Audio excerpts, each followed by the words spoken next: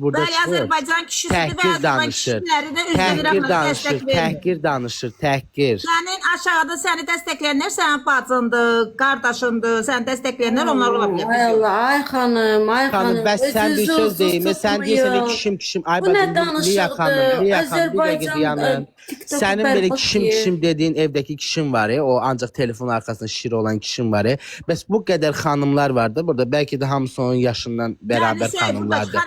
Onların yanında niyə söyüşür? Ay qız, yaxşı sən Aleyna Allah. çok Get. etmesin. Aleyna çok etmesin. Ay xanım, siz gedin, evdə bozbaşınızı pişirin, ərinizlə bərabər bozbaşınızı yeyin. Siz gedin, ərinizlə bərabər bozbaşınızı yeyin. Sizə İlqar sadəcə diyan da, ərinizlə İlqar diyan. bərabər Olmaz bozbaşınızı öyle. yeyin. Bir anda illegal Nuş Təhqirə olsun. Aleyna çıkardı. keçilməsin. Təhqirə Yoksa yo Aleyna keçilməsin. çıkardı. Burası söğüş yeri değil, bu Aleyna çıkardı. Yox, təhqirə keçilməsin. Olmaz axı elə bir şey. Mən bir dənə söz deyim, canlı Sən sahib getmə, icazənizlə. təhqir